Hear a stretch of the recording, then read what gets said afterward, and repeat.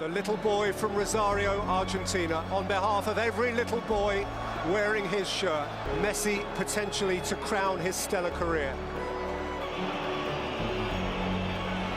Lionel Messi, no, no, no. No, no, no, it's got away, it's got away. Argentina, champions of the world! And a nation will tango all night long. 36 years since Maradona and Mexico. And in 2022, the world champions are Argentina. The little boy from Rosario, Santa Fe, has just pitched up in heaven. He climbs into a galaxy of his own. He has his crowning moment. And of course, he is not alone. He was beautiful. He was the point of difference. He has always been the point of difference. Unparalleled. And maybe today there will, of course, always be those who argue, always be those who debate. And the debate can rage on if you like. But as he falls in love with the object in the world that his heart most desired, it is hard to escape the supposition that he has rendered himself today the greatest of all time. La última Copa del Mundo nos ha dejado, bueno, muchísimas historias. Decir esto es una absoluta redundancia, porque claro, uno ve en redes sociales, en cualquier sitio donde haya algo de comunicación y relacionado a eso, que bueno, hay historias de todo tipo, de la cantidad de hinchas que viajaron, de, bueno, lo que ha sido a lo largo del mundo, ¿no? Las repercusiones que ha tenido, cómo ha rebotado la Argentina campeona, el Messi levantando la copa. Bueno, son cuestiones que realmente nos da mucho gusto como hinchas de la selección argentina y que, bueno, nos ha pegado tan de cerca, mucho más a una generación, por ejemplo, la mía, de los treintañeros y un poco más, incluso los de un poco menos, que, bueno, nunca habían visto la selección campeona de nada, la mayor, cosa que se rompió en el Maracaná en 2021 y que, bueno, a finales de 2022 tuvo su explosión. Entre tantas cuestiones de esas que hemos escuchado y de las cuales han salido y hemos visto, bueno, no sé, uno piensa en la locura de los hinchas de Bangladesh que, bueno, coparon las calles de Dhaka, de su capital, siendo hinchas argentinos, hinchas de Messi, fotografías de Lío, y así en tantos lugares, ¿no? Hay un relato que creo, la verdad, nos ha al que lo pudo escuchar, tocado fibras muy especiales por la poesía, por lo que dijo, por cómo lo dijo, porque es un inglés relatando fútbol, porque los sajones relatan el fútbol de otra manera, es otra manera hasta de gritar los goles, a lo mejor no tanto con el gol cantado, sino con, bueno, con otra forma, ¿no? Quienes vean la Premier y escuchen digamos, en voces originales, en relatos ingleses, se escucha mucho más, no sé, el grito de la gente, que es muy pasional, una suerte de un yes fuerte, incluso quienes relatan el gol un poco lo cantan en lugar del famoso gol nuestro de nuestros relatores. Bueno, lo cierto es que hablamos con Peter Drury. Peter Drury es un inglés que, bueno, relató el Mundial y que salió en varios medios porque habló e hizo mucha referencia de Messi. Diciendo de ese pequeño niño de Rosario que en Argentina se bailará tango toda la noche. Bueno, la verdad es que el tipo le metió una pasión y una letra, por eso digo, una suerte de cuestión poética fantástica, fascinante, y charlamos con Peter. La verdad es que un tipo súper amable, súper gentil, con una gran predisposición para la charla y bueno, para darle un poco su contenido, su mirada, ¿no? Diciendo de que, bueno, él como inglés, lo que significó, no solo esas palabras, sino también cómo fue vivir la Copa del Mundo, cómo fue desde su lugar, bueno, ver con una selección que no sé si estaba entre las máximas candidatas, pero sí candidatas a llegar a instancias finales y que hizo una buena Copa del Mundo, pero se topó con Francia y terminó por, bueno, en cuarto de final despedirse, casi una cuestión lógica en ese partido, incluso con un penal de Harry Kane fallado, pero bueno, ponderando también lo que ha sido esta continuidad de Gareth Southgate, que recordemos hizo semifinales en Rusia 2018 y la final en Wembley de la Euro 2021, faltándole un pelín para ganar en aquel momento y para meterse en la final del 2018 perdiendo con Croacia un partido que lo ganó 1-0. Bueno, para los ingleses también hay mucho desafío en el fútbol, no solo por lo que significan a nivel histórico, por lo que es la Premier como liga, sino también que si nos ponemos a reparar y en términos de selección mayor masculina, lo último ganado y casi lo único tiene que ver con el Mundial de 1966 y con goles absolutamente en sepia, o no tanto, porque ya existía la televisión color de Jeffrey Hearst, de Bobby Moore levantando la Copa del Mundo, de una joven reina Isabel. Bueno, imagínense todo lo que pasaba en aquel año, plena Beatlemanía, por ejemplo, cosa que en los 70 ya era historia absoluta. Bueno, esto digo de fútbol masculino inglés porque las chicas el año pasado fueron campeonas de Europa y bueno, sí rompieron a nivel mayor un récord que estaba, bueno, vigente sin poder ganar. Sí lo hicieron las selecciones menores. Bueno, en fin, sin irme mucho por las ramas, vamos a escuchar al genial de Peter Drury, que nos habla y nos, bueno, cuenta un poco de su cuestión poética con el gol, con lo que dijo de Messi, bueno, cómo vivió en definitiva la Copa del Mundo, absolutamente inolvidable para nosotros en la Argentina. Well, Peter, I'm going to talk with you. For me, it's a pleasure to do because your narration here in Argentina is amazing because all the country talk with your words. How do you put a lot of talent to say that?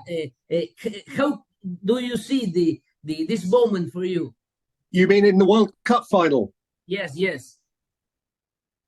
Well, listen, Javier, wherever you are in the world, that was one of the greatest football matches there's ever been.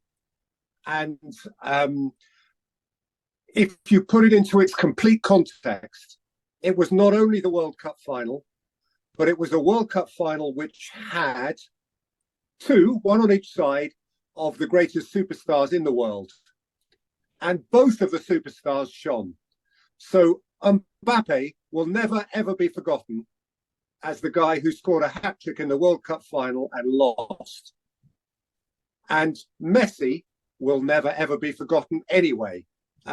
And so we had two superstars shining. We had a game which 10 minutes from the end was finished. Argentina had won it. 2-0, finished, let's all go home. And then it turned into a remarkable, crazy game. We had a penalty shootout.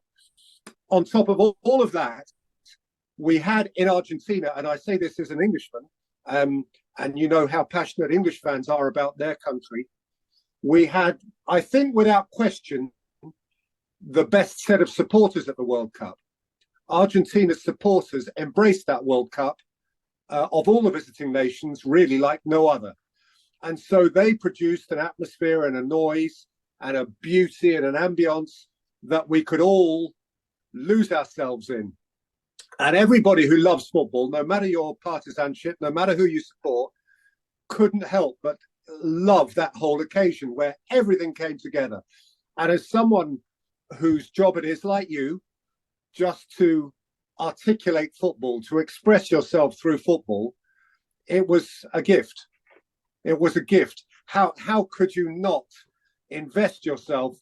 You deal, Javier, in the business of stories, of narratives, of tales, and so do I.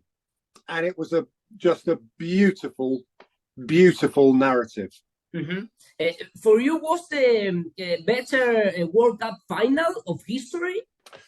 Well, I think so. I mean, listen, I suppose if you go back into distant memory, there might be people who would argue there were greater ones. I don't know.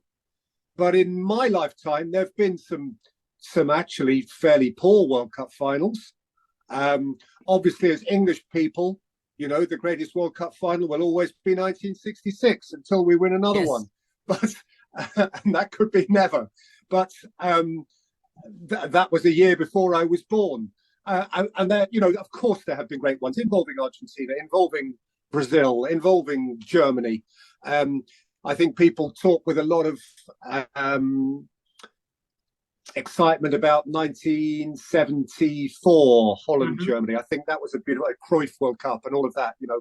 But as I say, given that the greatest player in the world signed off in this World Cup in a way which, if you or I, as journalists or broadcaster, if we had sat down and written that as a prediction or as a story, people would have laughed and said, life never works like that. It never works like that. It's a silly, romantic, sweet little story. It can't possibly happen that way. But it did. It did. And so Messi, regardless, that was his crowning moment he has been a privilege that I'm so lucky, and I suspect you are too. I've seen him play many, many times, and I count myself very, very lucky. And for him to crown everything that he has achieved with that was remarkable. Mm-hmm. And listen, who am I to tell you? You are Argentinian, and presumably you want the Argentina team to win all the time, and you understand it better than I do. But it's my understanding that there was a feeling in Argentina that the one thing Messi hadn't done was really crown his career for his country. Clearly, he had been Barcelona's superstar for 10, 12, 15 years, whatever it's been. But there was a feeling maybe amongst Argentinian supporters that he owed one to his country. And you can't complain now. That's okay. Peter, you say the little man from Rosario, the Argentina dance tango all night, was a poet. You think these words? Well, I went to tell that words, or in the moment, what you think about that or not? Well, it's a bit of a mixture, Javier. I think you would be foolish to go into broadcasting the World Cup final with Messi in it without thinking a little bit extra about him, just in case Messi scores, and then he scores twice and all of that stuff. And of course, whilst you should never, in my opinion, prepare words for the match itself, because you never know how it's going to play out, and you get into trouble if you try to guess what will happen. What I did know for sure was that if Argentina won, Messi would be lifting the World Cup. That's a certainty. So you would be silly not to be ready for that moment potentially. So no, I didn't think in advance about what I would say if he scored a goal, because that's during the game, and you never know what sort of a goal it is, where, all of those things. And in fact, his second goal, I was so pleased that it wasn't the defining moment, because it was, did it cross the line, didn't cross the line, it was uncertain. You couldn't express yourself properly around that goal. And so the moment that became, in a way, the most expressive moment, well, there were two.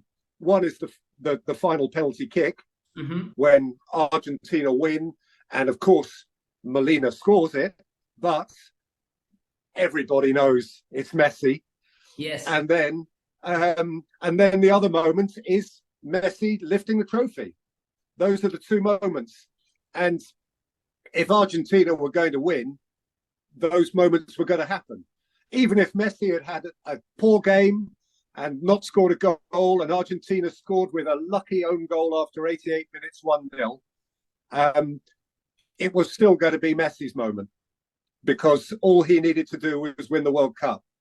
As it happened, it went beyond that, because he not only won the World Cup, but he was the star of the game. So the answer to your question is, I had little ideas, just jotted down. I didn't write a script, I didn't have word written down, but I just, obviously, Rosario has to come into it, and words which kind of, those of us, I'm sure it's the same with you writing, broadcasting. If you've been lucky enough to deal with Messi moments for long enough, you think your challenge is to find something different. And he has had so many brilliant moments when you think it cannot be any bigger than that, and it cannot be any bigger than that, and it cannot be any bigger than that. And then you get to the World Cup final and you think, well, you've got to try and find something which is better than everything that's gone before. And with Messi, that's nearly impossible.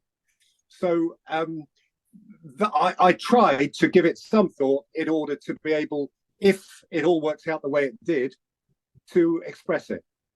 Peter, the last two questions. The first, when you see from social media or TV the Argentinian reaction with a million of people in Buenos Aires, in the big cities of the country, what do you think about that? I love it. Listen, I would love those celebrations to have been in Trafalgar Square, London. Of course I would. I'm English. But I love football. You know, I love football, and I love the way other people love football. And Argentina as a nation really embraced that World Cup. And Argentina as a nation needs sometimes to be winning the World Cup, you know, and just like many countries around the world, mine as much as yours. I know Argentina has problems and England has problems. Don't worry about that. But I love to see what sport can do. And I wish people who don't understand sport could understand sport, because sport can do things for people that nothing else can do. Not politics, for sure. Sport can do what politics can never do. A country can be at odds with itself politically, arguing one side, the other, rows, strikes, battles, and sport unifies. And to see millions and so many people out in Argentina that sadly the bus with the team couldn't even get through is crazy and beautiful. Those were beautiful, beautiful scenes. And I don't care what nationality it is. You know, how can you be anything other than happy when you see millions of people happy? That's the point of sport, is to bring happiness. And to see that happiness is a beautiful thing.